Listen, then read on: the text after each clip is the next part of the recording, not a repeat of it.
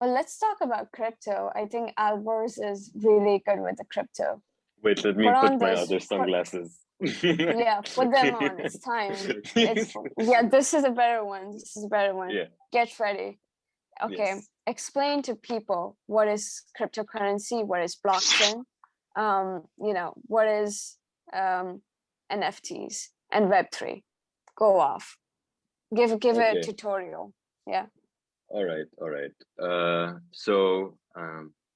I want to go and pick out these three: Web3, cryptocurrencies, and NFTs.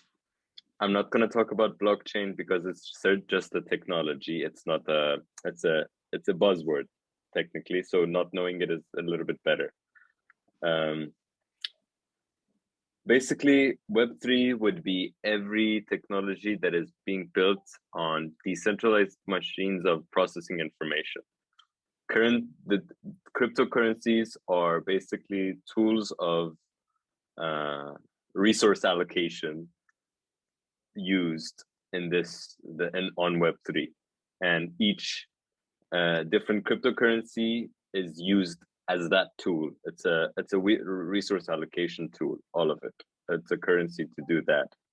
NFTs stands for non-fungible tokens, and it's a very funny word, non-fungible token, because what it's trying to say is that each fungible, it means something that is repeated and created in the same way, and non-fungible is saying that that's not it.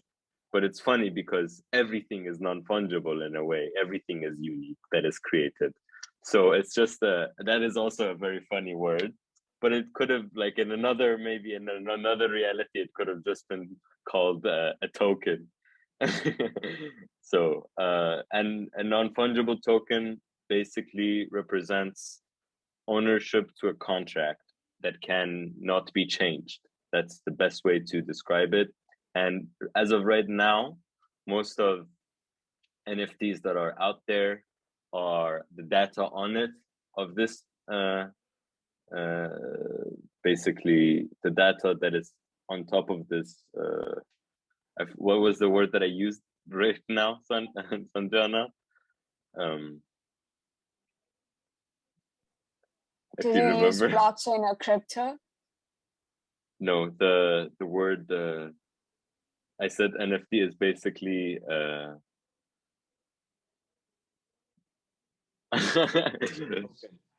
Token. yeah, a token, but it's okay, when I make a deal with like basically, okay, so to not get lost in my own head, NFT, most data that is on the statement of an NFT is a picture or something that kind of reaffirms the value that that token holds.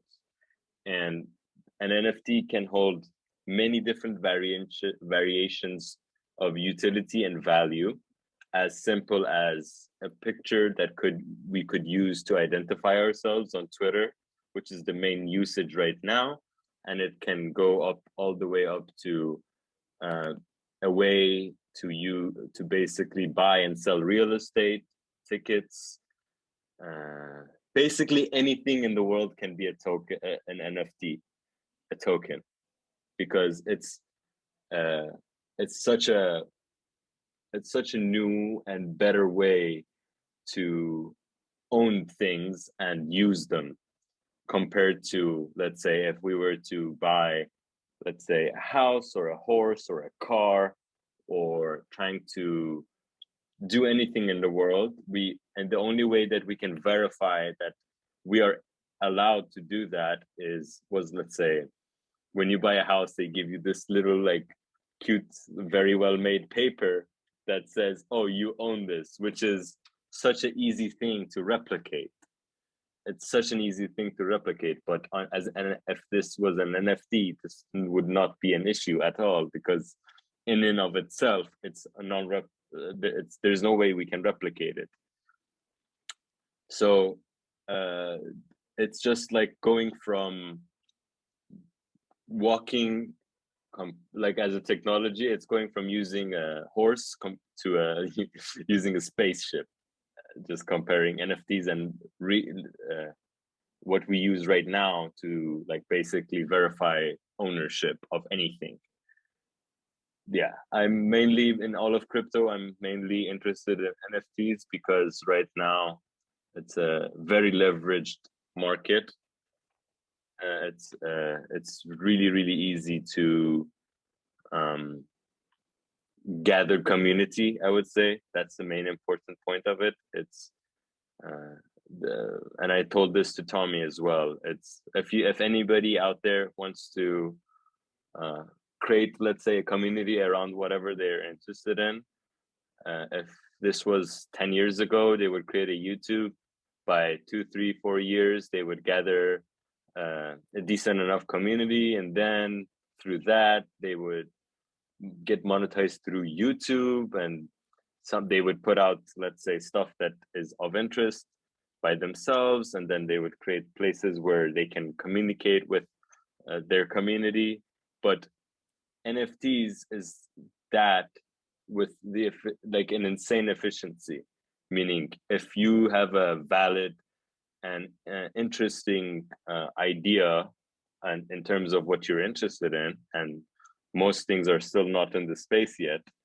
So if you have anything of interest, if there are communities that you know of that you can gather, NFTs is the place to do it, because you can create a couple of pictures, put them on a NFT, and create the supply that you seem it's reasonable, and basically create a community around it, which all of the people in the community are verified by owning that token that was created by you. And you do this, you can gather a multitude of people, like thousands of people in a Discord, which it would be insanely difficult to do if it was the older YouTube era, or the idea of getting monetized for creating communities.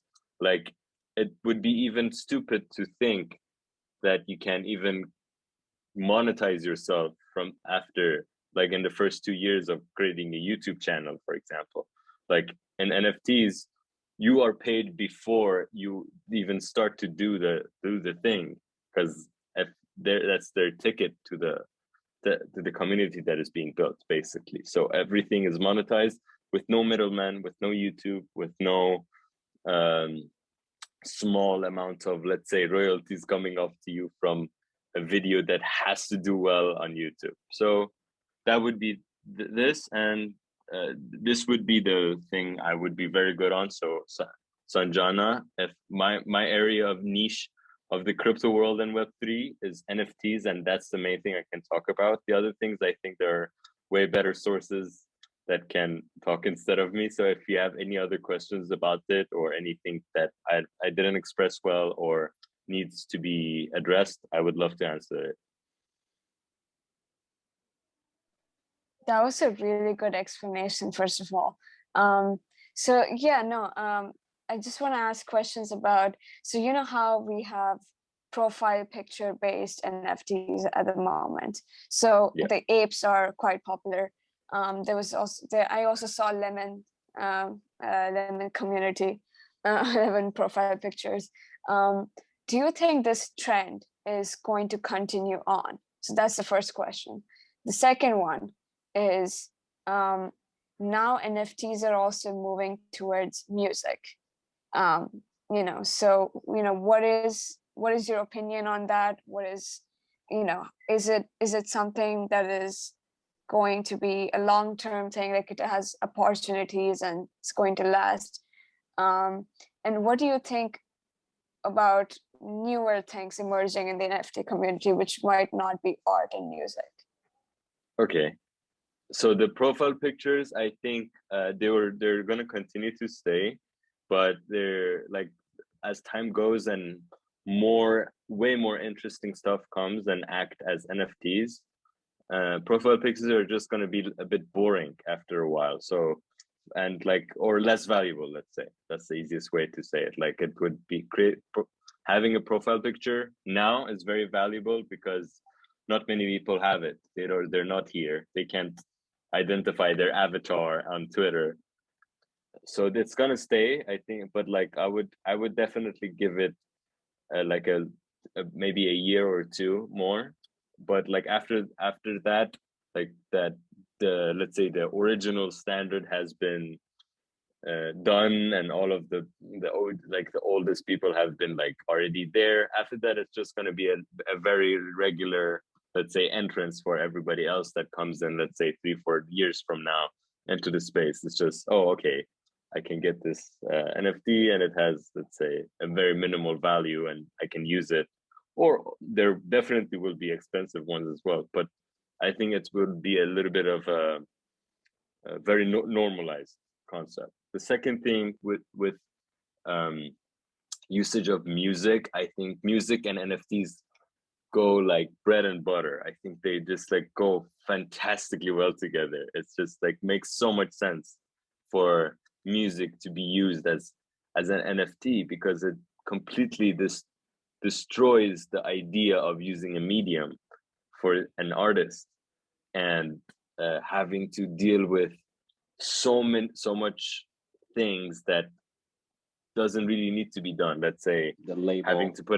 having to work with labels, having to work with centralized mediums such as YouTube, Spotify, any of that. Creating, you can create your content in many ways. You can put in the contract that you're basically writing as your music, that you will always get a certain royalty, and you can choose that royalty by your own standards.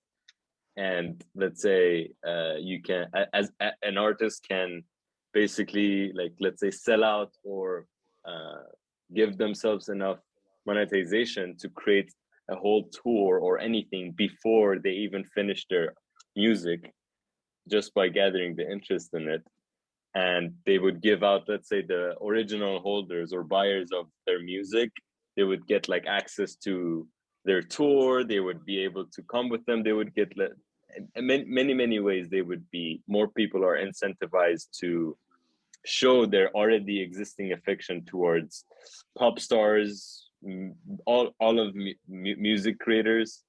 They are way more the community around music and the artists are very more incentivized to communicate with each other if it's done through NFTs, because it just makes sense. Because if I'm a early Billie Eilish fan right now, if I say that, it doesn't hold any value.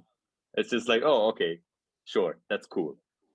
But like being and let's say early, let's say, fan of a certain artist, and you have a token of their first, like, let's say, music, and you have gone to their tours, you have, like, let's say, proof. It creates it. There's this game that as a society we already play, where we make people popular, and we want to act like them, we want to do things that they do, and we show interest, and the artists themselves come out with creative ways to communicate with the community.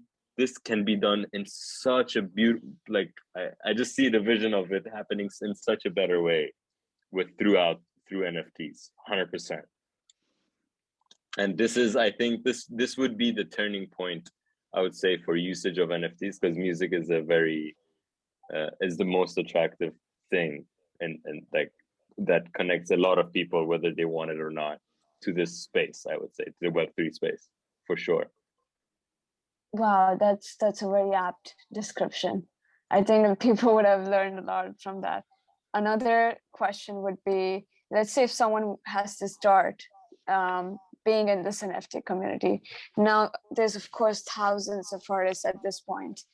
How does a person who has never minted in his life before start to become an NFT? Like, what are the resources? What are the marketing skills? The audience accumulation, all that stuff. How does a person navigate through all of that?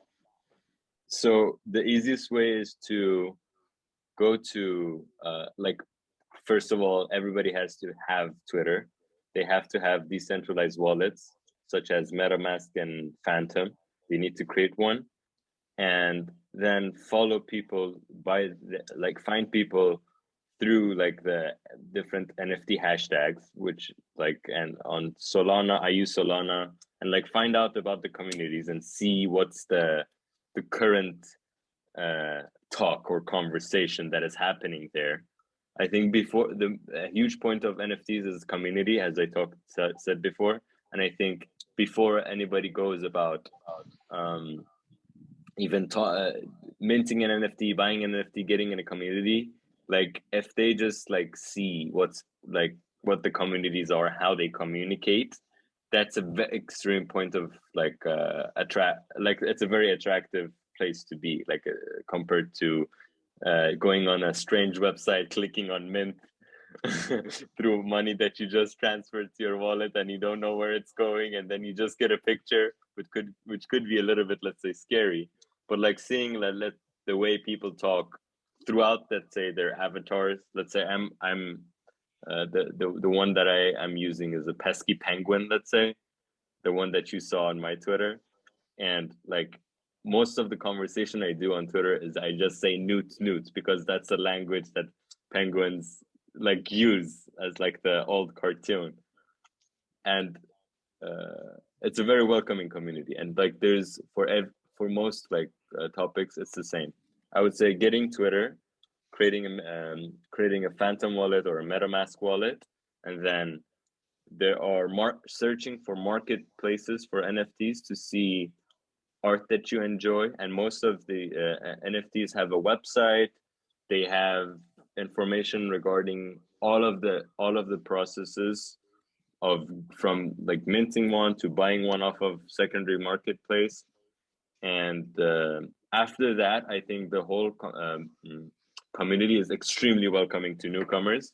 So most Discord, the third point, create a Discord, download Discord and create Discord, because every project in NFTs has a Discord channel and you need to get inside. And if you just ask randomly, people are going to start helping. Like that's, I would say using the strength of community here in the NFT space is a leverage that has to be used 100%. Yeah. So interesting Discord, how Twitter, and a wallet. Go ahead, Tommy.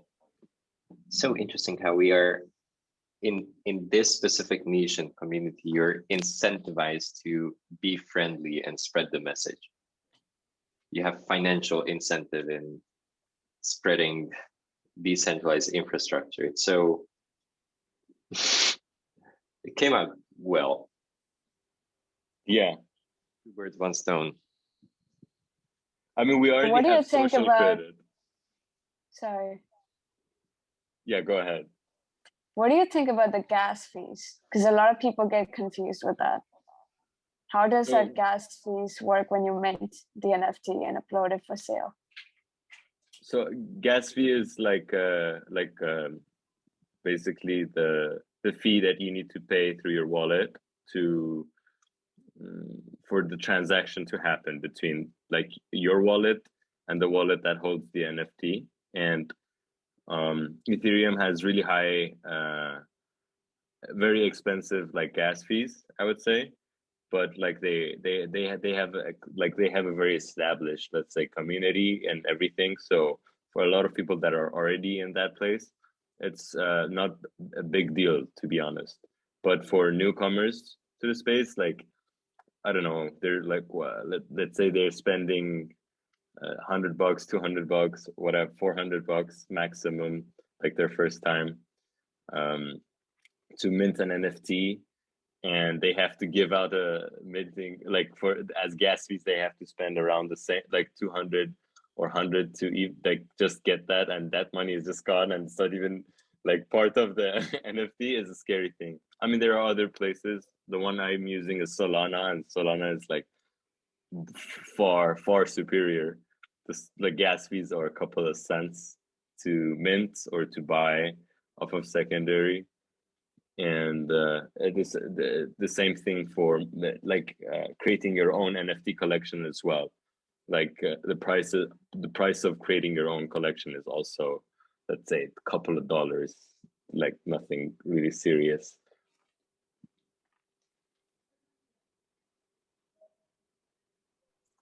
So you mentioned Solana, right? And I think you're deep into Solana, you like gang. So Yeah. explain to me and the average listeners, right, what Solana is and how it competes with other cryptocurrencies and what you see its future as. So Solana is essentially an Ethereum competitor, meaning the new internet is being built the same way the new internet is being built on Ethereum. The new internet is also being built on Solana. But I think that since Ethereum is it's a humongous project, and they can't do everything in the best manner, so Solana has better gas fees. Their focus has been much more on NFTs from the start, and the space just like exudes this like, you know, fun, quick. Everything is like easy compared to Ethereum. And that was the main attraction point for me from the start, and it's been the same thing till now. It's just such an easy process to like do transactions on Solana.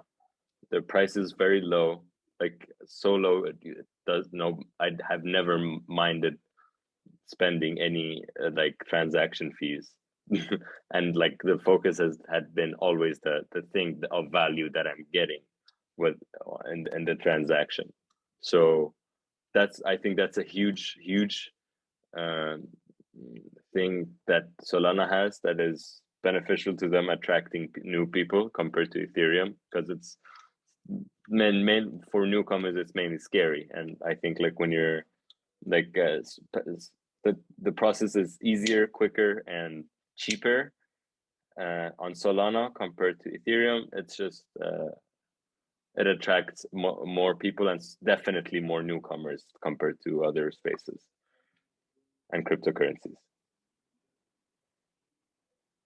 No, that's very good. I love how we are progressing into a very new tech-based, decentralized civilization. It's beautiful and also has its cons. So what do you think about, you know, of course, this minting either Bitcoin or anything requires a lot of energy. So a lot of concerns are there about energy depletion and ecological depletion as well. So what do you think about that? Do you think there's any way we can make sustainable, renewable kind of cryptocurrencies that are not taking that much energy? And because you know how Elon kind of tweeted like back in the day, like, you know, it's not good for the you know, it's not our good for the nature and environment. everything. Exactly. So what do you think about that? Like, and is there any way we can actually make sustainable, renewable cryptocurrencies? Yes. So okay, now I have to introduce two new words, which is proof of work and proof of stake. And don't you dare, Tommy! Don't bring Cardano to the conversation. So now, buy now.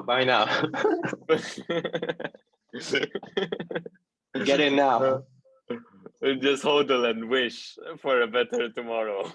Sanjana, it's so funny because there was such an enthusiasm for it. Alborz is about to explain about proof of work.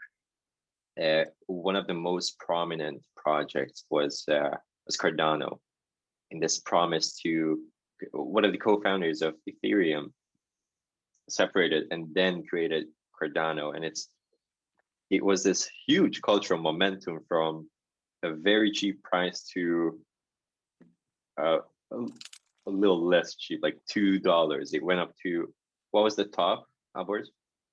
$3, yeah, $3. It went up from $0.2 all the way up to $3. Yeah, because then people like the buying technology.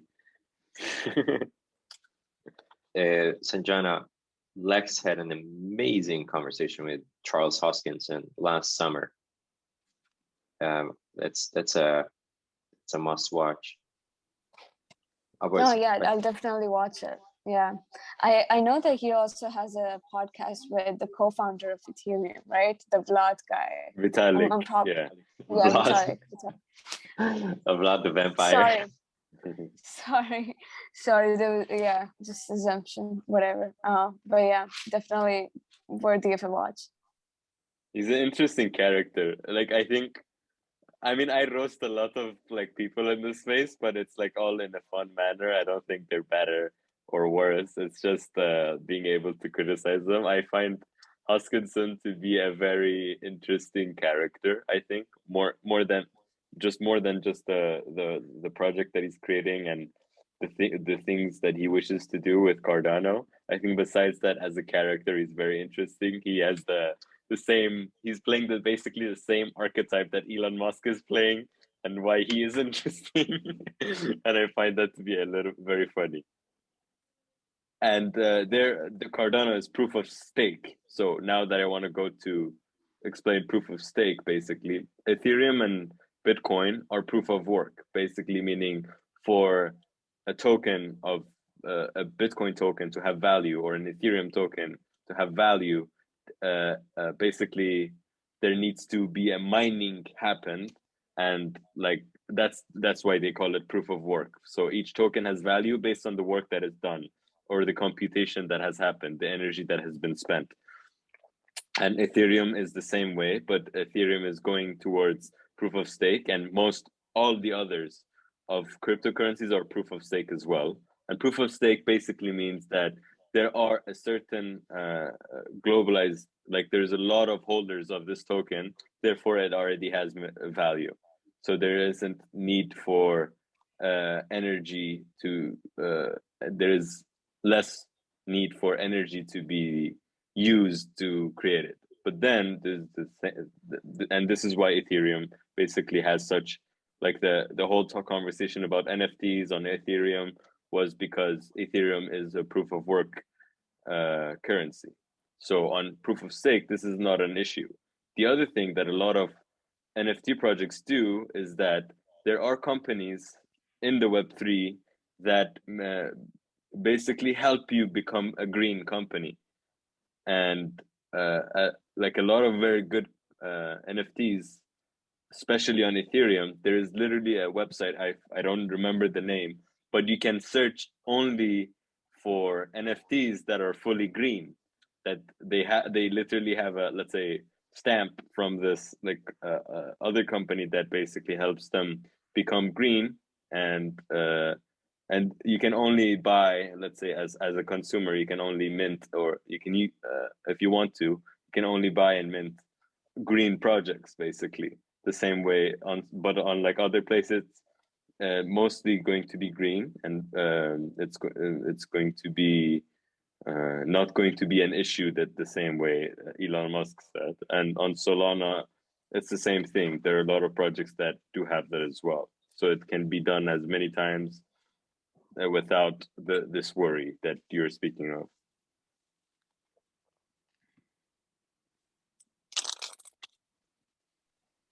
No, it's interesting. I see a lot of virtue and value in this NFT community, cryptocurrency, because you know how which countries, El Salvador, which legalized, not legalized, but allowed like Bitcoin.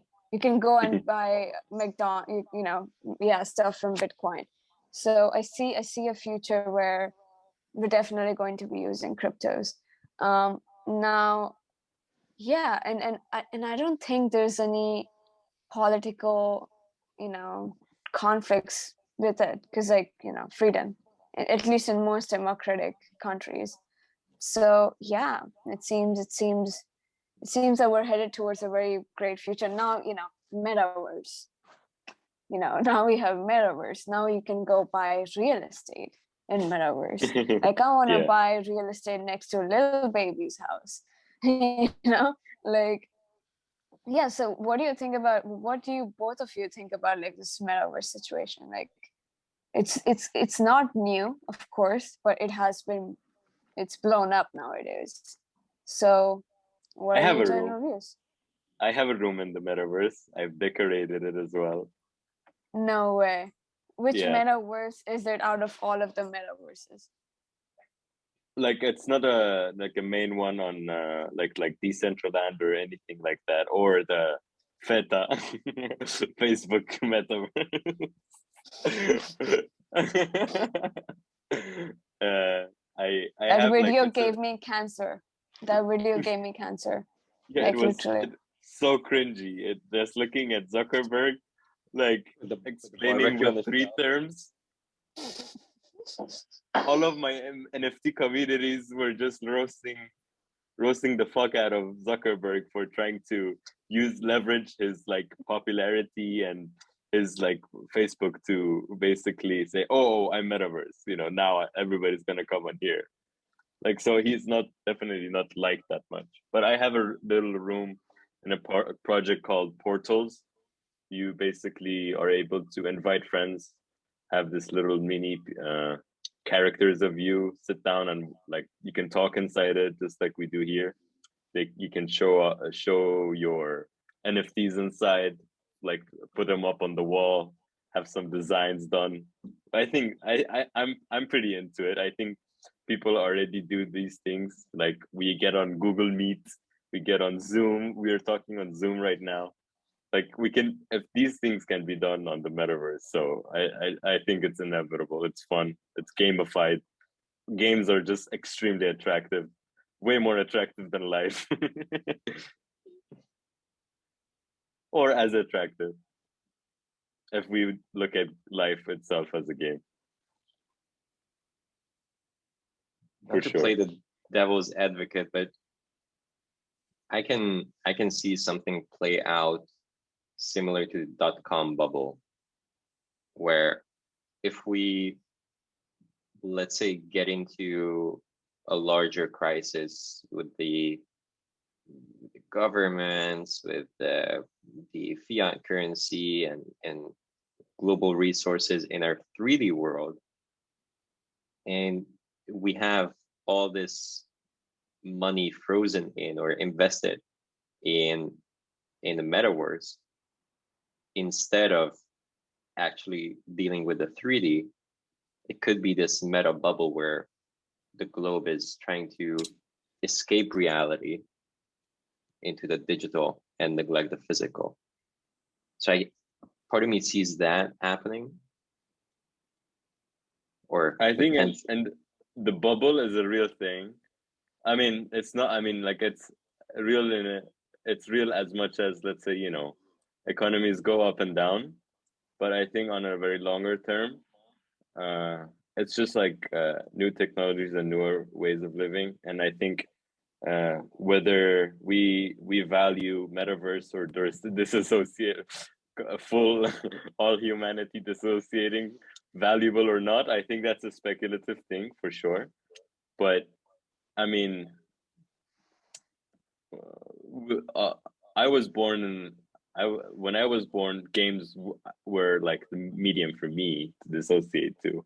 Games have more story and more meaning for me than real life happenings. Way more. I remember games way more than my school or anything else that happened to me, like as someone who was very immersed in it. And I think that this it's a I think it's a very real thing that if everything is gamified, from school to learning, from working to communicating, or all of these things are in a gamified manner, I think this is a very attractive thing. But this is very speculative for sure. I mean, there's the like land is always going to be land, like real 3D like holdings is always valuable. Yes, but if everybody is dissociating from life, now all of the eyes is what is valuable in the metaverse or what is valuable and not the real world, basically. So it's a matter of what speculation fully. It always is. It's what people assign value to. And I think it's attractive enough for it to be very, very valuable for people. Sitting in metaverse in Minecraft learning about history is much cooler than walking a couple of stairs with somebody who barely wants to fucking show a couple of slides about three things that they have said thousands of times. You can walk into it. Let's say walking into the scene of something happening in history is way more attractive than just reading about it or hearing about it from someone. Imagine walking into a game where you can be part of the French Revolution. like, that's just like way more attractive if it's done correctly.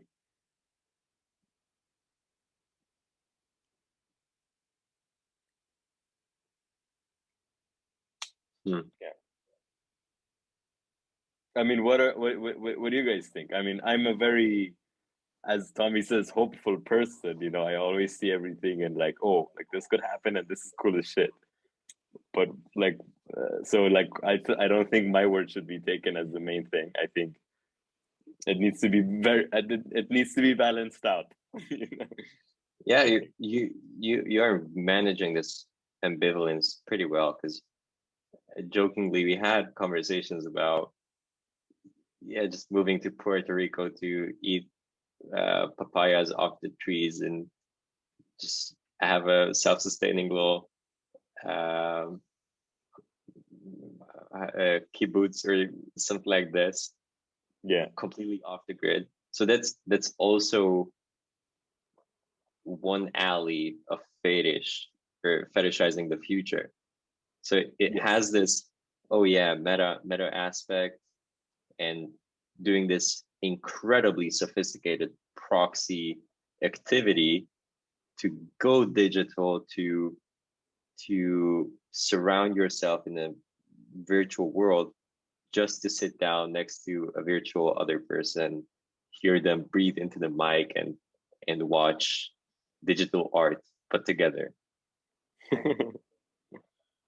It's still a sophisticated excuse to spend meaningful time with the people. Yeah, the medium, like the way in which it's done is different, but we're doing the same thing we would do probably 1,000 years ago. It's kind of like an old house, you know, like a Victorian house where the kids at the dinner party have figured out a way to like sneak into like one of the little closet things and have their little kid party there, and it's they can only go there, but they're there together, and all the adults are having fun in the Victorian house and with the glasses. Perhaps. Yeah. Feels like it. But Sanjana, I also like the building a commune. What do you think, Sanjana? Yeah. By the way, I have to pinch myself if I'm having a stroke looking at Sanjana's glasses, because it has the dual feature. It almost looks like you're seeing double because of the frame. Oh yeah, this thing here. No, thank you, Alborz, to like simplify all of these things. Like it was a really good deconstruction of all of these concepts, really. I feel like in the past 2 years I just started being conscious. It's always been very clay for me with everything. I haven't really felt the consequences of life much. Interesting. And yeah, this 3 years has been very, very, very enlightening. I met Tomi in what was the app called? I forget every time. Clubhouse. In the most random way as well. Like the most random way. Wait, we all met on Clubhouse. Yeah. We all met on Clubhouse. It's crazy. It's a whole ass like manifestation, weird manifestation. Like, okay, like pick number 33, 469, and 9,087, like, and put them in our Clubhouse room. And so they have to meet. Like, some weird shit. Wait, are you in a bathtub? Yes. That's so hilarious. That's amazing. Wait, do you have anything to cover your head? Dude, we all should cover our heads. He's Persian. Yeah. Oh wow. So Iran or Iran, yeah. The Persian would mean dude, I've Iran. been to Iran. I've been to Iran. I've been to Kerman. No. I've been to Isfahan. There You're when I kidding was me. no, I'm not fucking kidding at all. I'm really not fucking kidding. And it was one of the best experiences I've ever had. Because your country it's so clean. Yeah. It's so clean and people are so helpful and like the culture is so good. But like, were you like, do you feel like it was like mostly a conscious experience? Or like you remember stuff and shit? Yeah, I do remember. What age was I? I think it was like either 13 or 14. Yeah. Awesome. That's amazing. That's amazing. So I have seen like your last podcast with Tomi, and I think that you're a very well spoken person. That's the only impression that I like can like stand by. Besides that, I don't Thank know you. much about you either. Tomi We'll has explore it spoken today. about you, so We will explore it today. indeed. Exciting. Yeah, it's a weird. Oh my god, you're in a bathtub with the water? This is literally historical. first ever podcast recorded from a bathtub. The level of comfort is impeccable. You don't see this eclectic This shit setup. is crazy. Wow. So Sanjana, this is what I was talking about. Even though the market of and the selection of social media platforms is created by Asperger, autistic, narcissists, it still, despite all the backlash, was able to connect people like us. So my hope is in the fact that the algorithms are still connecting like-minded people. And I think we're going to fart out something that further swings the pendulum. Mm-hmm. So yeah, and I think Alborz is, for me, often a positive reinforcement into a more optimistic future. Because we started talking with Sanjana, and we basically chatted for almost 2 hours off the record. Yeah. Completely randomly. You guys are warmed the fuck up then. Yeah. And it was amazing. It was I think better than the podcast itself. And one of the things that we riffed about was hope in our generation. Two things that like caught my attention and what you said was the algorithms by which people connect. And I think one of those algorithms, whether it's in the social media or like the human brain, it's like the confirmation bias, and it's an extremely strong one. Mm-hmm. And I think that's good, and it's being done like much better. But I also think like a bit the opposite of that would also be a fantastic algorithm to go by and connect with people. Oh yeah. Because like I think the confirmation bias kind of like it's nice in a sense, especially when the more how do you call it? What's the word for it? The more let's say niche your way of thinking is, or the more you have like explored a way of thought or a way of living or things. Like it's nice for you to find confirmations bias for it. It's super nice.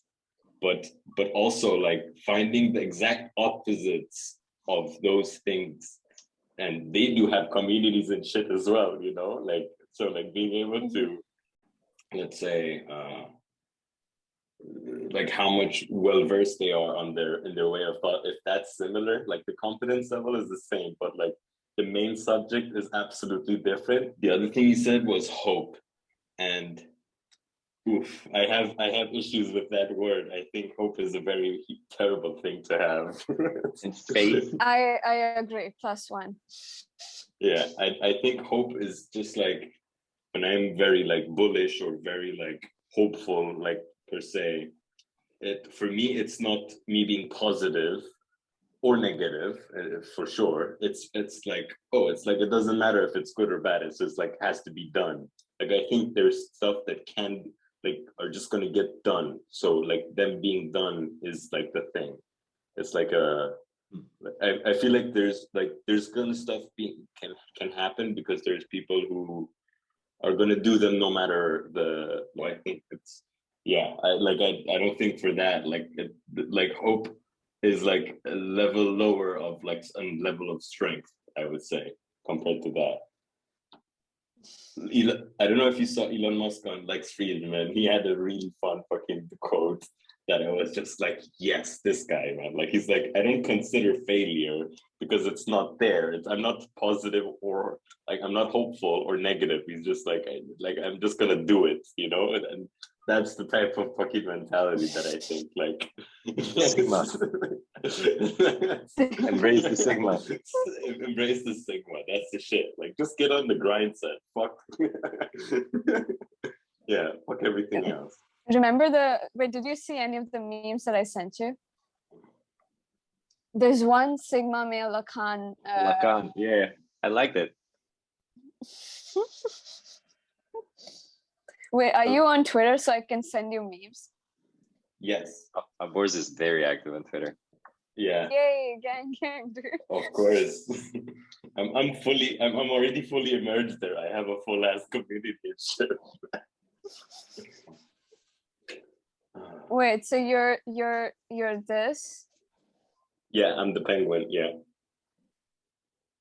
Oh yes, the community. He was the guy I was telling you about. The NFT veteran. Gang.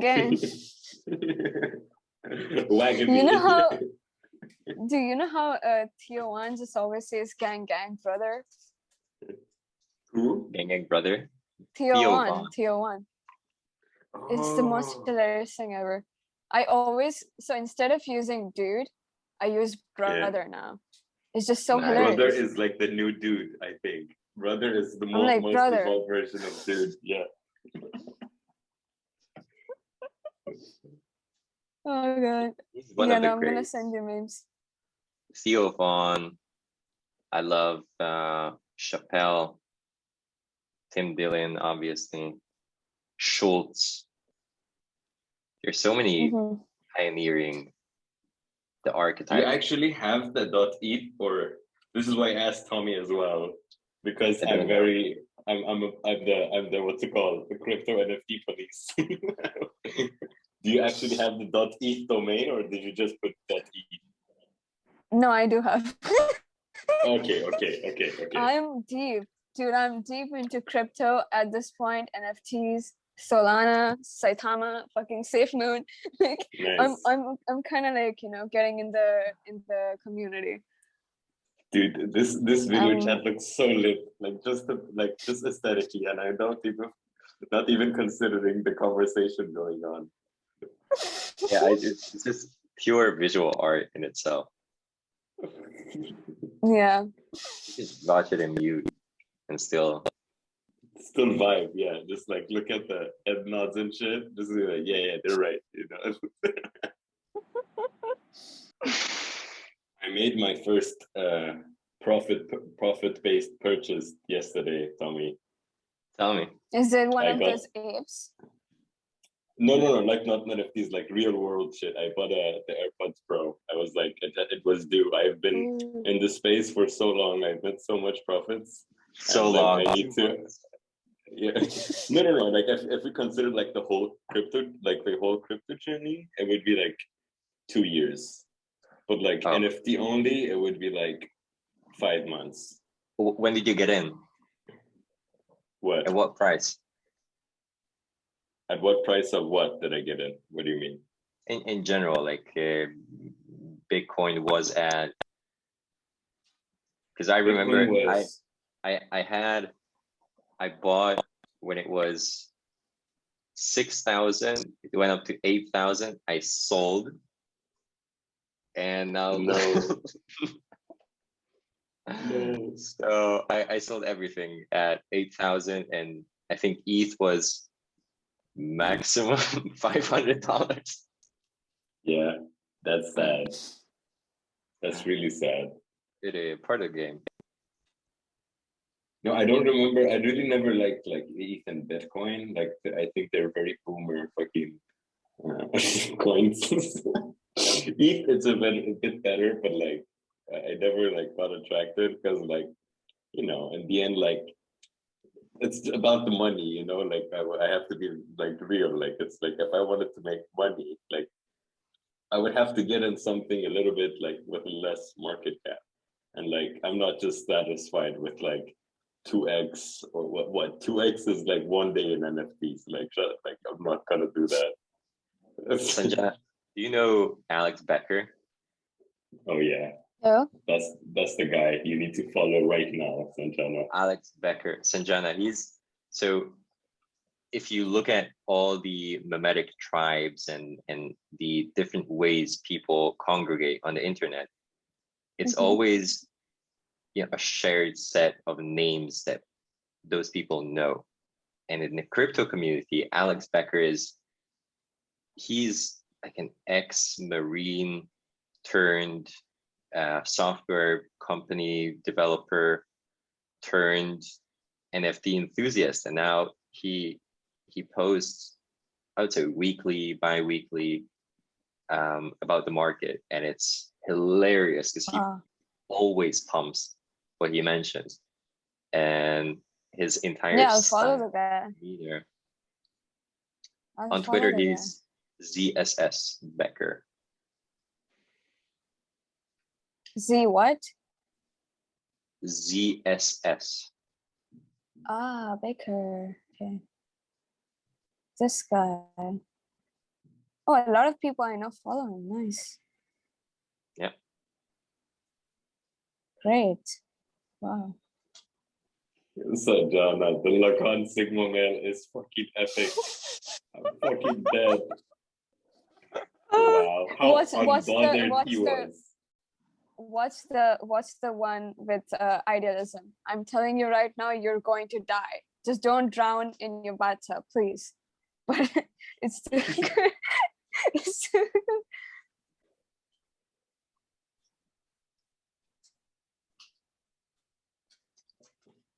The second one. Yeah. Like listen through all of it and you're just gonna be like, what the fuck? And you're just gonna be laughing. Which one? The Jung or the German idealism? The German idealism one. It has a loud audio, so just like, yeah.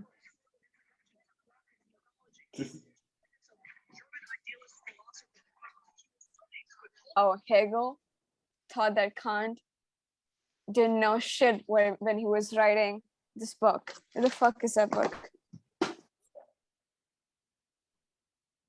Alborz, where's the screen, bro? I'm sending Sanjana the what's it called? Make NFTs meme. Where is the utility? Oh, dude, this is so apt. Dude, the NFT community is like the most wholesome community ever, Sanjana. Like,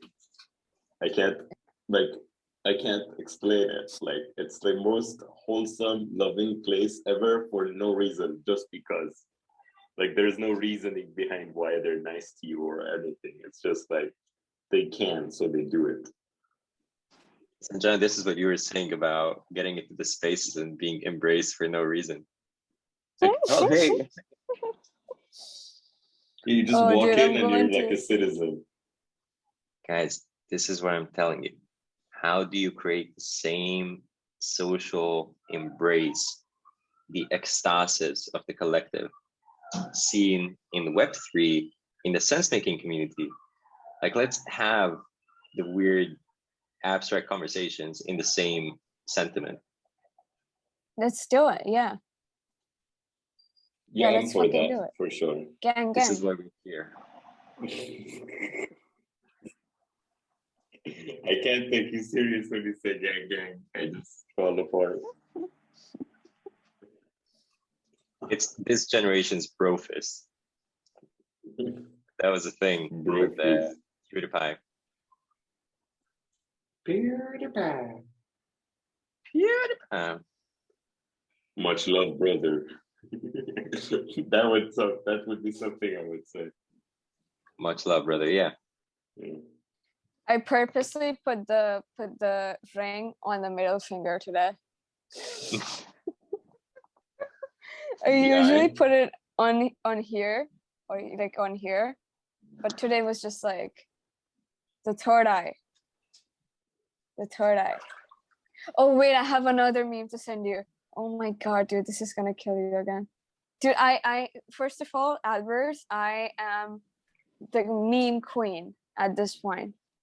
I sent the dankest meme to the brothers and the sisters. I'm not even kidding. It's my job at this point. Enlighten me with your produce. Oh my god, dude. Remember January 6th? The fucking shit that happened, and this guy with the horns stormed the Capitol. Oh my god, dude. I have gold stuff from him. Those people were fucking amazing. They're, like, I don't know how they let something like that just happen, like nothing happened, you know? I can't believe that. Oh god. I'm trying to find it. It's too good. It's gonna kill you. Because like the things he talks about, we can analyze it. Like, you know what I mean? As a shaman, I am like a multidimensional or hyperdimensional being, okay? I am able to perceive multiple different frequencies of light beyond my five senses. And it allows me to see into these other higher dimensions that these entities, these pedophiles, these rapists, these murderers, these really high up people, that they almost like hide in the shadows in. Nobody can see that because the third eye ain't open. Wait, did you As really a shaman, say this? I am like a multidimensional... Dude, that's a strong start. That's a really strong start. As a shaman, fuck yeah. Everything else after that is immediately justified. Did he actually say this? Yeah, he said, and I'm not even kidding. So here's the thing. The QAnon movement had these. So not all of the QAnon people were, you know, there were certain QAnon people who were just memeing around, and they had this thing called the Great Awakening. And this Great Awakening is when the humanity is going towards this enlightenment era where we're ascending in the fifth dimension. And to ascend to the fifth dimension, the third eye has to open. And so this is what he's saying. So, you know, it's like a psychedelic induced, just, you know, rambling. And it's of course bullshit, but like, that's what he genuinely believes in. He thinks that to combat the elite people who are involved in all of these dirty things, we have as a community to be able to ascend to the fifth dimension and open the third eye. That's literally what he believes in. And like politically speaking, it's bad in the sense that the right or whatever they call them, I hate politics, but like they're using psychedelics in order to push forward their ideologies, which should never be done, because psychedelics and political ideologies are two different variables, like two different subjects. It's exactly what we're doing with science and politics right now in the COVID context, right? So like we had in the US, Trump being, oh, no mask and like, you know, unvaccination and whatever. And then Biden was like mask and vaccinations. Like it's crazy, right? It seems like we're going all the way back to the Enlightenment era where, you know, there was science and religion fighting each other.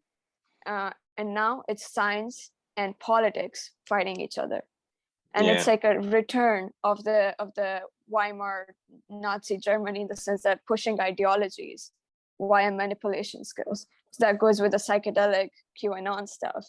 And what I've been observing is that a lot of alt-right people are using the Nietzschean ideologies to push forward their own political ideologies. So they're misusing Nietzsche.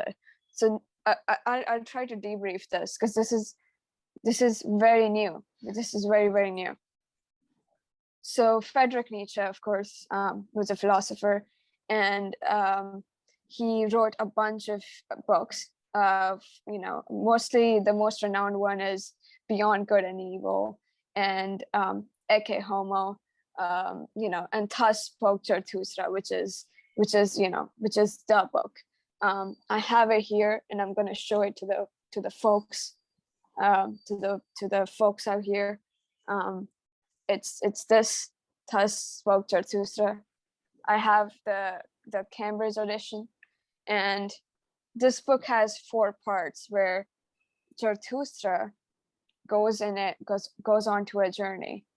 He thinks that the humanity has corrupted itself with all sorts of materialistic pleasures, with religion, and they haven't heard the news that God is dead.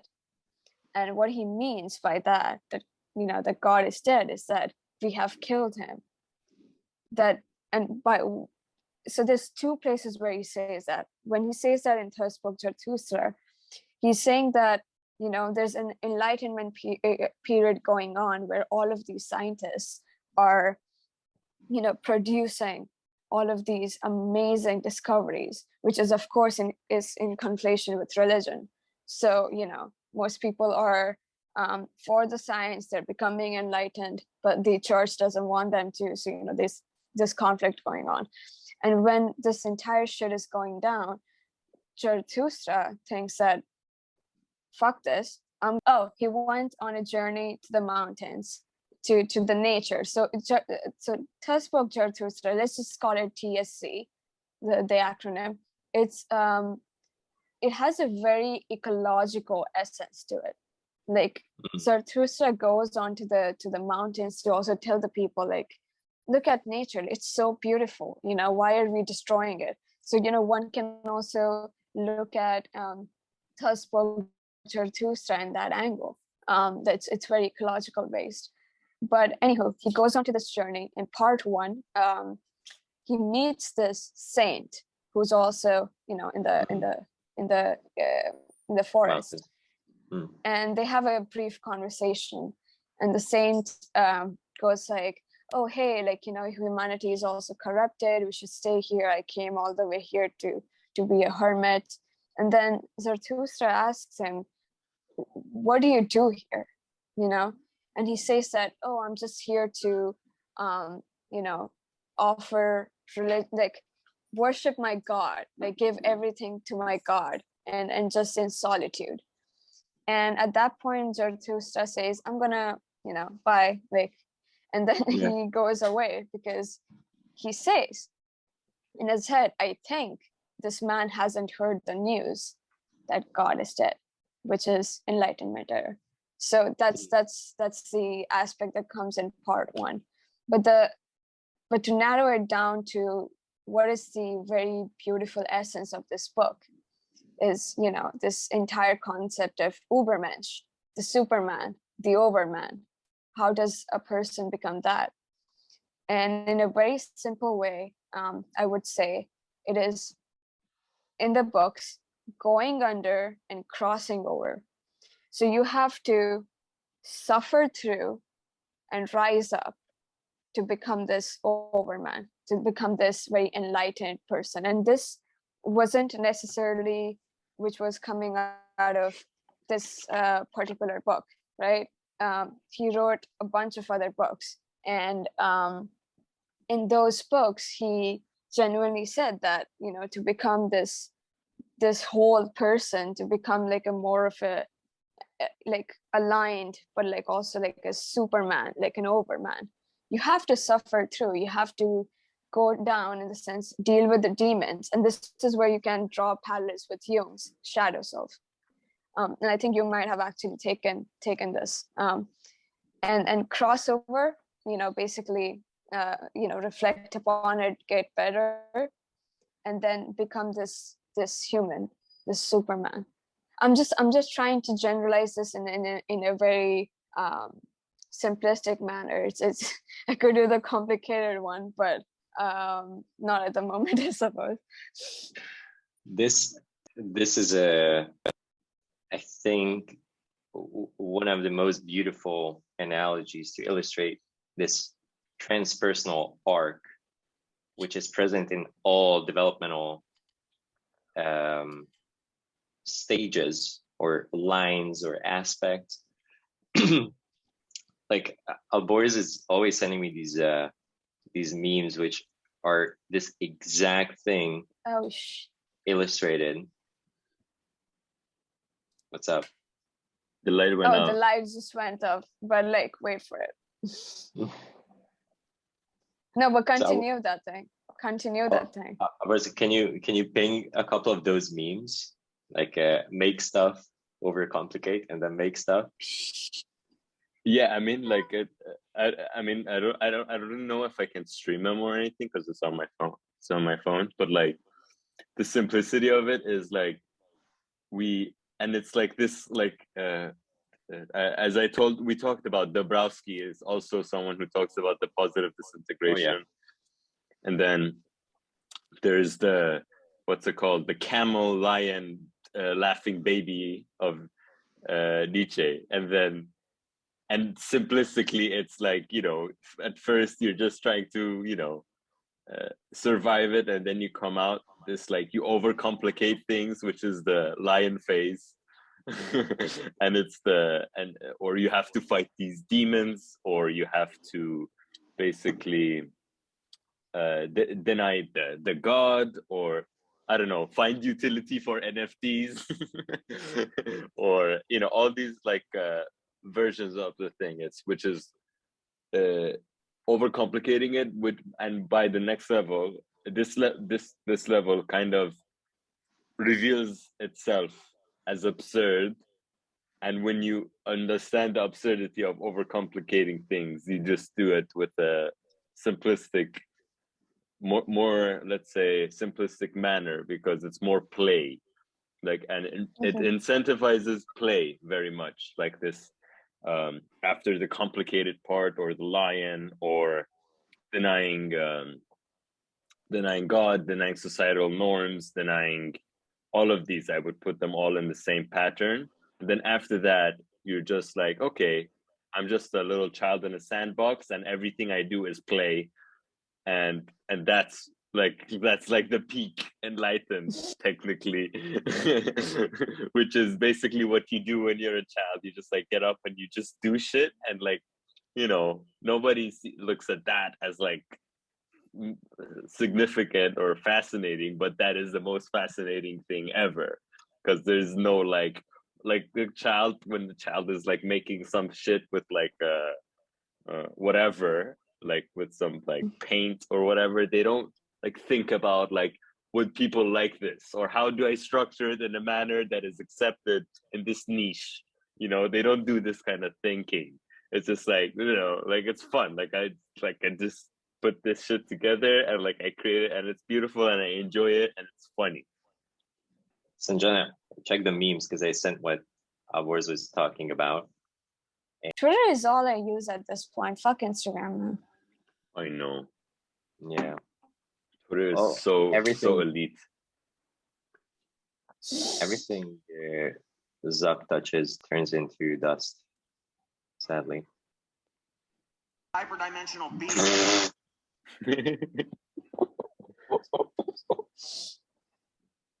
Okay.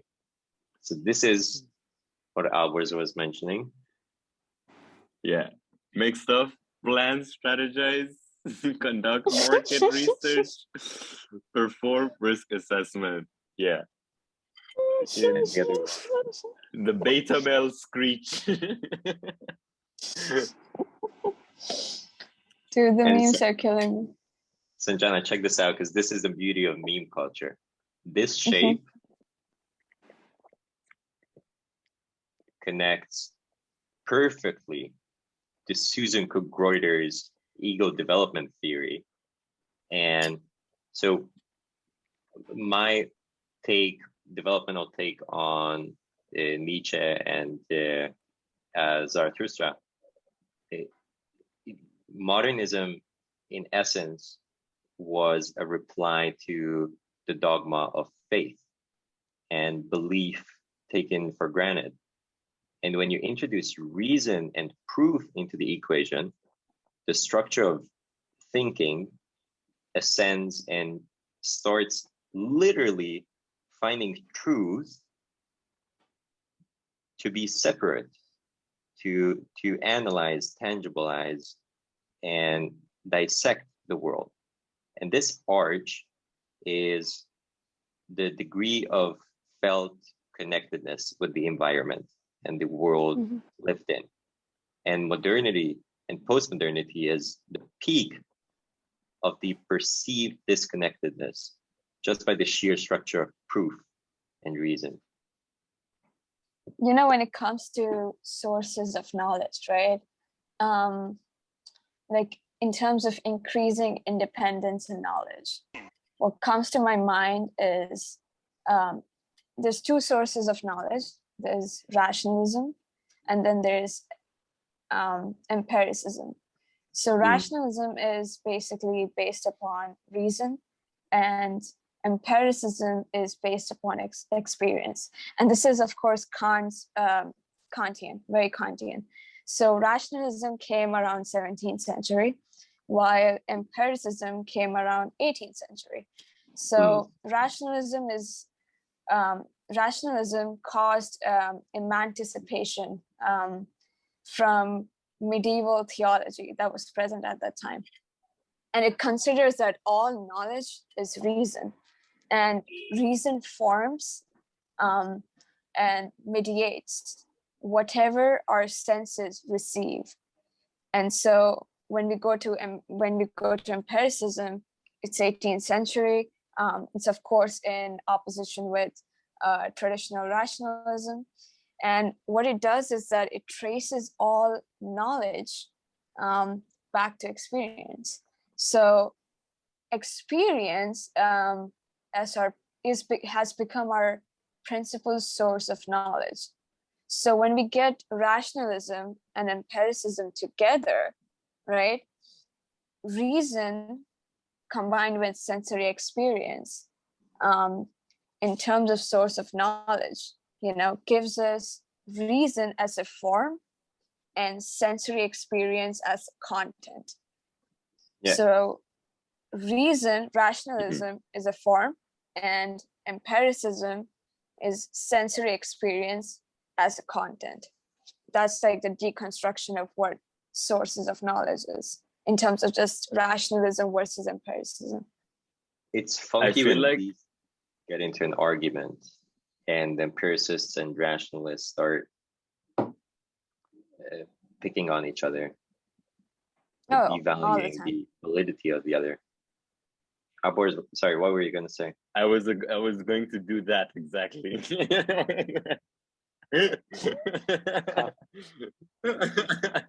So I think that what you said, I that was a fantastic phrasing. I never had structured it that way, but I feel like in many ways we're at a point that the reason that is, let's say in terms, let's say external, and it's not experienced, and sometimes feels unverified. I feel like when the person is talking about it, like I see that when they attach basically the experience or their sensory experience to the reason, I feel like at that point, to a certain extent, it verifies the knowledge or that they're speaking, because or anybody speaks of, because in many times knowledge is spoken of or reason is like being made, but it's not truth. And I'm not saying truth by the, as in correct, as in like something correct or wrong, but as in something that needs to, in order to be manifested as reason, there needs to be like feeling attached to it in some way, in some manner, like a certain experiences needs to like be felt, and not just like an outside hosting of the thought. It's like within, like it's different when like the same reason is said or is expressed as an outside let's say source, compared to as if it's expressed as an inside source, basically. And I think that is not, that's not really something easily recognized, I would say, in many conversations and many debates, because both the extremes of this, which is the person who is fully experience based or the person who is fully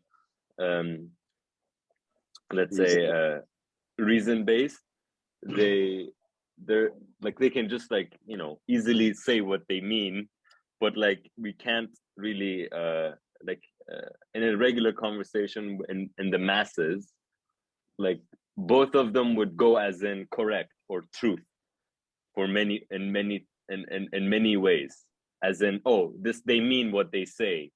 But a lot of times that could be very far from the truth, basically. That's the criticism that I want to bring into this. I think the combination of them brings this validity of reason. Bro, you really took your time with that one. Yeah. So, what do you think, Tomi? I want to ask you, what's your personal approach in a daily archetypical scenario, trying to communicate the equanimity of these two? So when you're communicating Rationalism and empiricism? Yeah. So how do I imply both of these? Yeah. I think I would go with the 17th century rationalism, and being, you know, what we accumulate, it has to have some reason. And this is, of course, academically speaking, right? It's not something that I guess anyone walking on the street would be like, you know, saying. But, and it is a very Kantian, but good thought. You're chopping up It's again. rational based upon reason. Am I back? Yeah. All right. So let's say I'm having a conversation with person X, right?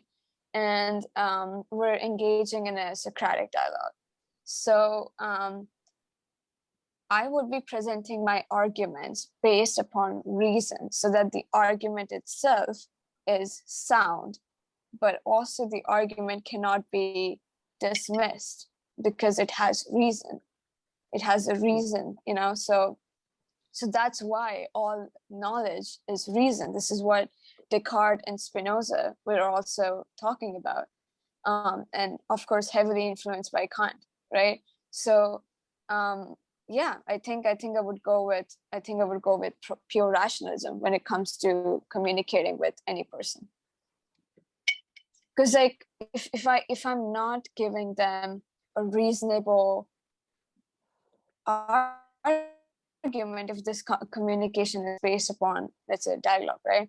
Then what is the point of having that dialogue? You know, it's just two people just chatting up. But if it's a concise talk, right, then it has to be Socratic. It has to have reason. It has to have common sense and first principle thinking. You know, all of these things have to be present. Do you guys know the Atlas Shrugged? The what? By No. Ayn Rand. Oh yeah. She's I know the philosopher, but I don't know the text you're talking about. Same. It's her most famous writing. In fact, I think it's the third most printed book in the US.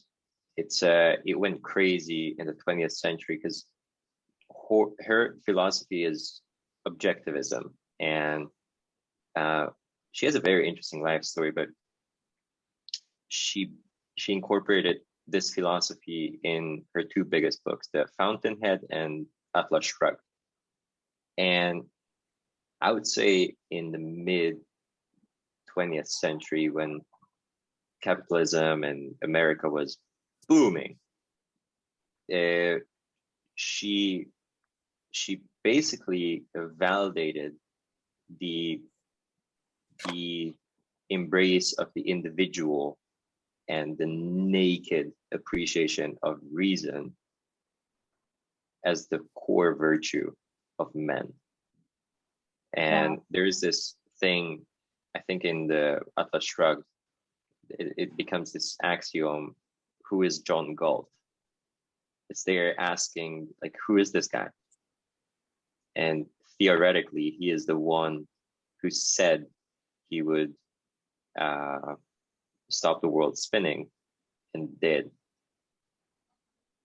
And so his virtue is the ability to reach something with, and also providing reason in fulfilling it. It's a very, very So you interesting. follow the objectivistic philosophy? I've integrated it. Interesting. What about Wait, so you? I have another thing, right? So I think most people can relate with this. Let's suppose all three of us are writers, right? And also to a certain extent, we exchange ideas, you know, we articulate our thoughts. So I personally find that the best way to process your thought and put it on paper is to be isolated, is to have an unsocratic environment. So that, you know, you're away from people and you can just get down and write. But then as soon as you're done with writing, you go into a Socratic environment and you articulate your thoughts so that whatever you have written is synthesized. So that's what I personally believe. Like, what do you guys think about, like, if you were to write down and articulate your thoughts, or like, what's your mechanism? My fellow ENFP, do you retreat at all?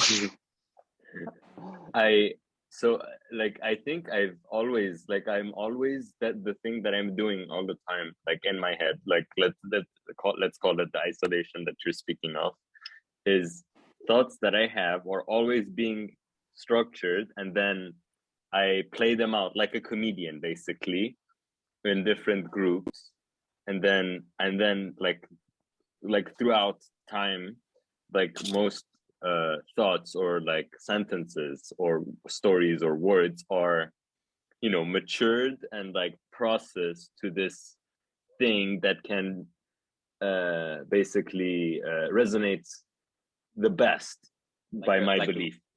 Like a rapper coming up with certain rhymes and bars, right?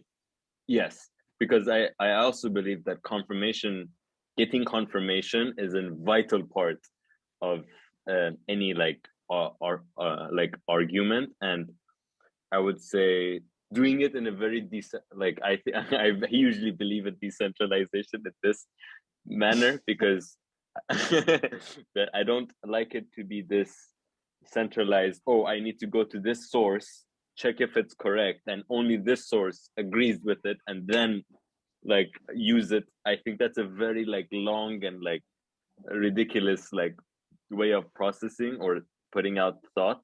And like that used to be my biggest issue with typical reason-based like conversation. It's like, oh, like if I want to articulate a thought, I have to like do it in a very centralized manner where, okay, there's this book, I need to bring the sources, I need to use the same terminology, I need to know all of these things and like articulate them, rather than just like do it multiple times, like so many times that it just immediately it's this mature thing that I didn't need to use necessarily the centralized medium the language, which is either the language or the book or the typical thing, to articulate the same thought. So I would say it's as basically what Sanjana said, but I was just describing the way in which I go about it, and definitely not centralized. Extremely, I'm very against that. I remember in one of the first classes during my psychology course, it was so interesting that they basically went through the history of how our technological developments and advancements were always cues for the dynamics of the abstractions they imagined had to be filled up with. So when we had the steam machine, the psychologists of the time actually had like steam machine graphs of the thoughts. And then when we got into cogs and wheels, the mind, we developed the expression, oh, you're losing a wheel or you're missing a wheel. And then computation and the mind is a hologram, and psychology as computing. And now it's so interesting that as this develop of our inner world is developing, and as our technologies are developing, it mimics each other to this day. And the way we validate truth, not just on a financial crypto level, but also as a collective, like sense making is truly validated by multiple poles of gravity. It's beautiful. Yeah. Wow. What I also thought was that if a person is truly like present with the way that things are going, so they know the the language that is being used now, the collective, or basically they like talking in any other medium, or having to explain any other medium before expressing like the full thought is basically assuming that they don't understand the current one, you know? So the expectation creates this lag of understanding, just like, or which we've had for many years. And like basically like we have to, and for many people who are into, let's say, this esoteric philosopher like community, we think that we have to go and talk with their boomer like language so they can understand, when it's the current thing is the thing, that it's like it's the live thing, like it has already evolved to this. Why are we trying to like nitpick things? Why are we trying to regress in order to and continue the conversation with people who haven't done the work, which is being up to date with the collective medium, basically? Part of me feels an obligation to, because we are among being the generation that is pioneering decentralism. We are the only group of people, in my opinion, who have capacity to do it together, because it's harder for older structures of thinking to make themselves accelerate or understand profoundly new structures of thinking. But for us, it's easier because we are coming from that. So I think we are obligated to at least mediate the shift, and we cannot blame them for not catching up if you didn't try to bridge our structures of thinking. But we have to recognize that it's a temporary thing for a certain objective, which is them being able to understand the current conversation. but not the main like conversation. Basically, it's like bridging fiat into bridging you, like it's like realizing that we need centralized exchanges. I was talking about this with Nikos yesterday, and my friend who's also in like oh wait, in the Nikos, NFTs. wait, Nikos from Clubhouse?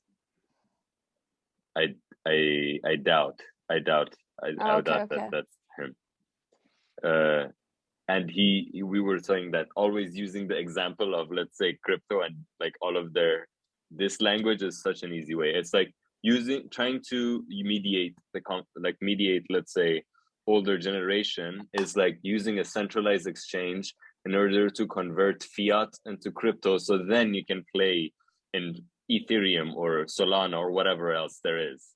It's like it's a centralized exchange. The only use of it is that, not the main point of decentralization and the main medium, which is the actual things that are being built on, let's say, Ethereum, which I'm going to connect that into the main conversation in this that we have, or whatever else.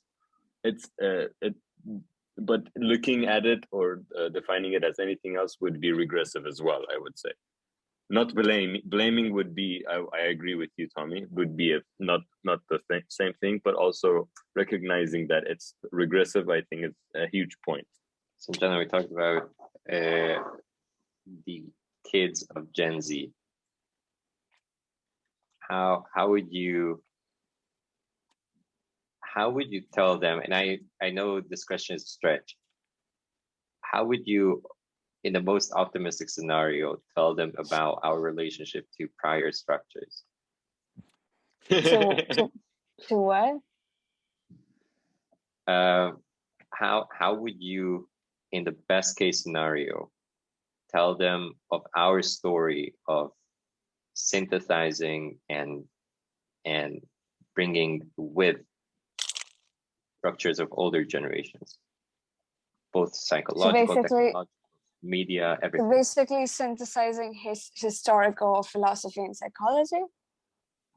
Yeah, because we are the middlemen of past structures and emerging, because you mentioned Neuralink, how our kids will have it way different. Yeah. So here's what I think. In order to get the Gen Z serious about trying to understand the past so we can better understand the future. So there's this concept. It's not a concept, it's just a way of defining time. It's triplicity of time, right? Past, present, future.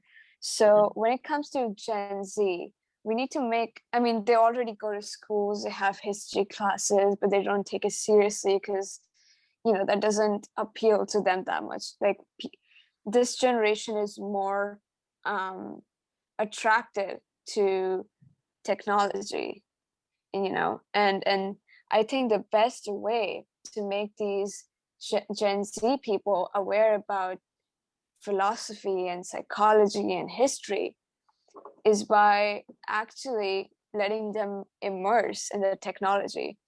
So because we have artificial intelligence ethics, right? Like we had people like Marvin Minsky, Hans Moravec, Ray Kurzweil, so many people, Nick Bostrom, right? And these people tried to take technology models, but they were also, giving it a philosophical touch. So by reading all of these texts, right, and by understanding this AI stuff, which is completely attractive, like you go on Twitter and you're just scrolling through and you see this robot just like functioning, and for a second you click on it and you're like, this is interesting. So by that we can maybe influence this generation to go into not only technological stuff like automation, human robot interaction, and image detection and all of that stuff, but also when they try to explore this, they would come across inevitably with the way these things are coming about and why not we should have them. And this why and why not we should have them is what would let them go back in history in order to read the philosophy and ethics and then apply it here. So it's a process. It's you know, it also depends on intentionality, in the sense that if this person X who's from Generation Z just scrolls up this robot and he's just watching like, wow, this is interesting, you know, and then he goes on to Boston Dynamics website and he's looking at all of these surveillance dogs and whatnot. And then again, he gets a thought like, wait a second, if we have surveillance dogs, we could potentially have AI-based weapons, you know, and that could be dangerous. So, you know, this thinking process continues on, and that induces them to go back in history in order to try to understand ethics. I mean, this is what I think could happen. What you're talking about is a very humanistic approach to creating algorithms. Because what you just mentioned very well could be baked into one of these social media algorithms. And instead of radicalizing younger audiences, what if the algorithm is actually catering the psychological growth and not the exploitation of the reptilian brain for ad revenue and engagement? Well, this is what Daniel Schmachtenberg and Tristan Harris talk about quite excessively, and it's quite apt as to how these algorithms are. So technology is advancing. There's, of course, with everything, there's pros and cons. But when technology is like what we see right now, like when it comes to technology, there's a lot of worries, of course, because it's human nature to be attracted to the pros more than the cons. You know, we don't want to be dealing with something that requires effort. That's just, you know, like a part of human nature. And so when this happens, what we can best do is we see what Tristan and Schmachtenberg were talking about. We see that these algorithms are not only designed to entertain us in a certain way, but that entertainment in itself has this data, almost like a blockchain, right? A blockchain containing data that they need. So a really good example would be 2 days ago, Weeknd was coming out with the album, so he said you can pre-save it, you know. And I went on Spotify. I said, you know, I'll pre-save it. Then this Universal Music thing pops up. You need to allow the data, you know, they're going to take all of your data, and if you agree to this, you can pre-save. So this tells you that if anything, the big technology companies are taking your data, because data has always been, information has always been the most crucial currency in the 21st century. Data is money. And this boy will agree to that. Yeah, he's just exuding the pregnant void and the noble silence as an agreeing yes. I would actually disagree. Okay, I don't think information is the highest form of currency. I think the process of information is the highest currency.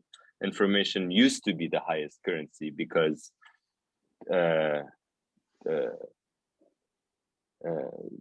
like there was so little of it, and now we have a saturated market of information. So I don't think information is very valuable now because there's just so much clutter of information.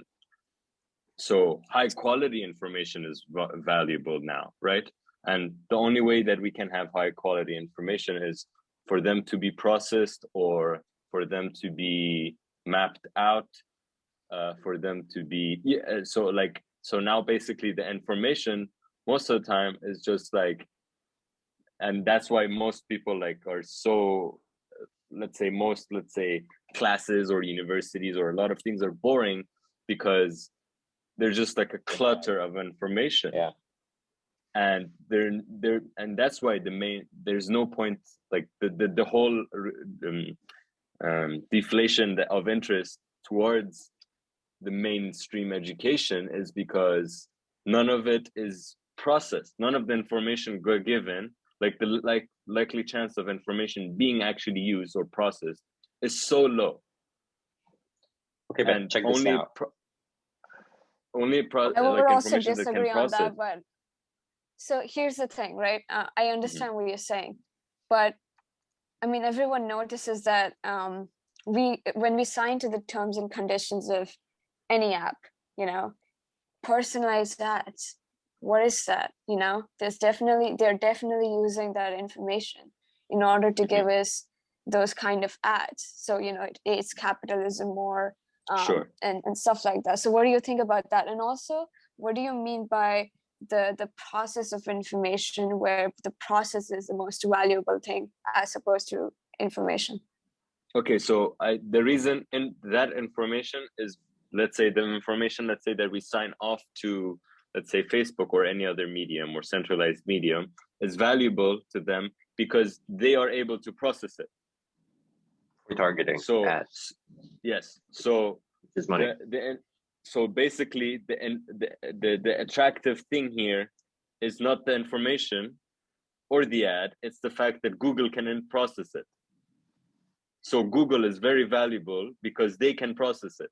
Google is way more valuable than most information in the world because they can process it by huge loads of information in a manner that no, like, singular or even at the, like, most, like, let's say even grouped, let's say groups or most it just cannot be done. So processing, that's what I mean by processing. It's algorithms and machines that, or computers that can process information in a very effective and efficient way. Those are very valuable, or that is the main currency. The information is just something that is going to always be there. It's like water, like unclean water on earth. Unclean water does not have any information, like does not have any value. Like there's all the seas in the world, they don't have value. That's how I would view information, because that's only the machines have. The machines have it, and whoever can create code and create machines is the most valuable player.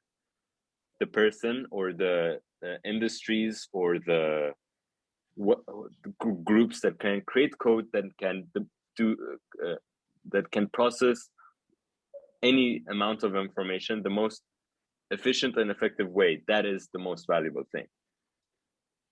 But it's a so you're saying that information is clouded, basically, like in a metaphorical sense? It's what? Clouded? It's like foggy. Is that the word information is always there. Yeah, okay. Yeah. Sorry, Tommy. Because everybody wants to play the game and everybody puts information out anyway. So it's not like, like if 1 million people, 300 million people are like, I value my information, therefore I'm not putting it out there. This is like 19th century, like talk. Like then nobody put out information about them because they valued it, and there wasn't any point of processing like any like this with this like magnificence of like Google that can process it, let's say, right? So so then when somebody knows, let's say 200 people, and they know what's happening in, let's say, a certain, let's say, economy or society, then information is extremely valuable. But now everybody's putting information out, it's always, everybody is able to access it. You can access all of my information since the moment I created an email. It's there. You're not going to check it before you have your conversation with me, because it's on value. Like there's no value to it. I have another question. So what about apps which have end-to-end, what do you call it, encryption? So like the app called Wicker, Telegram, Signal. You know, there's so many more apps coming out. Or what about the information there? Because it's okay.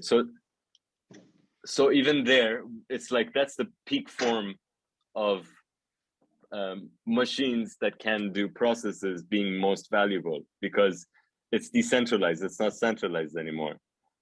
It's not someone saying, oh, I have all the power because I have all the information and I make money off of you. So decentralization, what happens to that in like a decentralized manner is that our information isn't owned by anyone. It's owned by us. It's just processed through a party which doesn't affect us at all, which is, let's say, what you said, like Telegram. Like, we don't really care because like it's not valuable to them either. They just process it. Actually, the difference between Telegram and Signal is that Signal is an organization and Telegram is a company. So technically Telegram out of these two is a little more likely to be invested in using your encrypted information. I don't know if that's possible, but they're a company.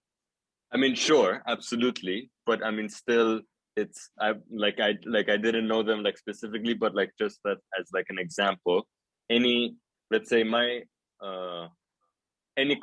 let's even go further, like on let's say on the like if I have a contract on which I am signing my, let's say, wallet data to a website, and it has information about the things that I own in my wallet on a decentralized manner. The information on my wallet is not important. The decentralized place is not not an organization. It's nothing. It's just a piece of code. It's extremely efficient. It's extremely effective, and it does its job. And the information that I'm giving to it only matters when there is a need for process happening, which is me if I want to purchase something, if I want to sign something, if I want to do whatever with my wallet, let's say. This is because Telegram would technically be not the perfect example for this. I went further to use, let's say, a decentralized wallet. But Tomi, like, what is the distinction between company and organization in this context? What's the question?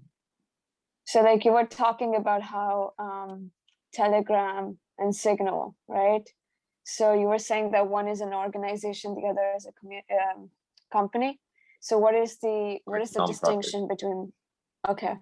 Non-profit and for-profit. It's so funny because it's leading up to what I wanted to show. I want to share my screen because my favorite aspects of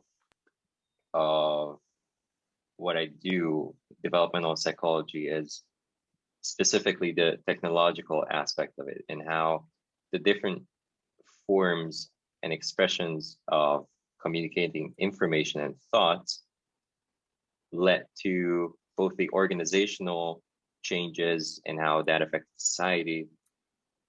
And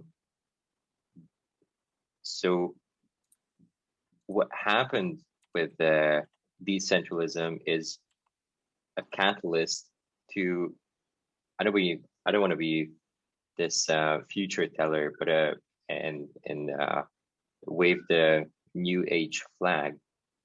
But if you look at how society is now upset with issues and an element of stuckness of previous structures of processing information, what Alborz was talking about, and go beyond even a broader, you could say, science brought a broader care than religion. So it broadened the sphere which processes information, and it could bloom because of the technology of printing. Just the same way as religion could really bloom with writing itself. And the I love this paper.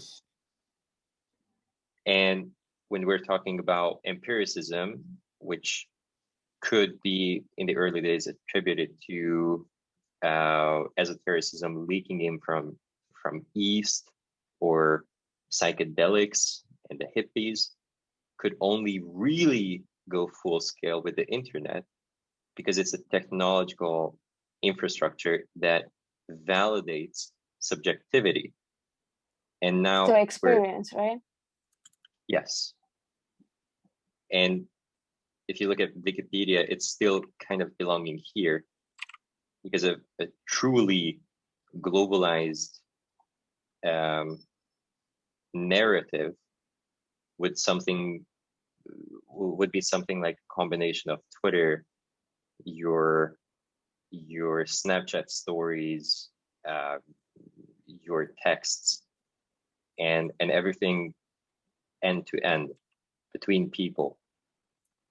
So it's, how do you condense the reality from all these perspectives, compared to religion, which was 5% of society condensing and processing information in the axial age. People couldn't write or read. It's completely one way. Interesting. Sanjana, do you want to read something? Oh, you want me to read this? Yeah, Alborz has already. So from the very start? Yeah. Okay. There is nothing new under the sun. Around 100,000 BC, we even started speaking to tell each other how much so. From grunts, speech, stories, writings, beliefs, printing, reason, to now the internet and social media. We are reaching for ever more specific ways to articulate, dimensionalize, validate the overlaps of our known world. Hence, preventing the repetition of unwanted outcomes, optimizing for making existence a chill, meaningful experience. So this peculiar capacity to pass down knowledge and the hot potato of life is what makes us a civilization. From era to era, generation to generation, we organically refresh our expressions, tools, methods of communication, just so we can sharpen the image of our humanity. Just like the camera resolution in your pocket went from 2 MP to 12 MP, capturing 6 times more of reality. The fact that 95% is literate, 60% are online, lets us make a more detailed, complex sense of the world than holy scriptures from illiterate offline times. The image of humans by humans, as it gains clarity, taboos, formalities fade away, bridging the felt distance we have from one another. Bestie. And as much as it's trivial, we are still surprised each time to find out that we are the same. Growing up in a vastly different environment, today's older generations lack even the capacity to imagine the experience of information overload. We effortlessly try out our happy hormones before they even are picked up in the morning newspaper. If sanity was our muscle to cope with what we know, Generation Z is the heavyweight champion of the sport. Pre-Generation Z merely adopted the web. We were born in it, molded by it, ignorance being a luxury we cannot afford. Rather, we speak or seek ground in collective wisdom, the pluralism of other interpretations, appreciating even the weirdest angle of seeing reality, because we know that the whole picture needs even pixel stacking, combining, and integrating interpretations to get an even clearer interpretation of the world and its interpreter. Truth beyond bias. Dogma, but not through neglecting and rejecting it. Instead, transcending and including every single perspective, regardless if it's less inclusive. Today, our society is a little stuck with this ever-blooming intimate image of our shared sense of reality. Some people exclude qualities of this image, color, race, belief, while others say they accept others, but don't accept the ones who don't accept others.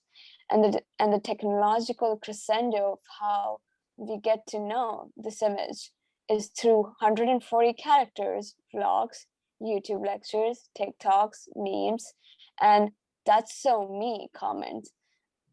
Mortals indulging, leasing the artificial garden of the Eden from Zook, and an essay with, which for legal reasons I never said, whether we like it or not, these faulty features of asynchronous communication environment still pioneered our sense of shared humanity. Even despite the downside, life online is just simply relatable, less alien. Irony of how cows became good friends at the slaughter.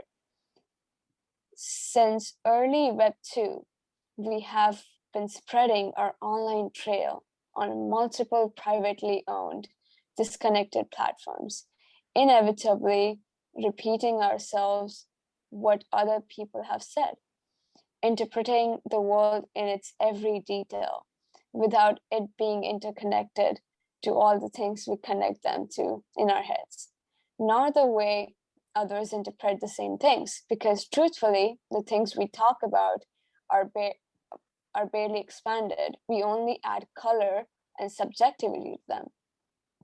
Read any 3 personal development, spirituality books to arrive at a finite amount of lessons, references, and stories. The infrastructure for the interconnectedness of interpretation. Wait, did I actually?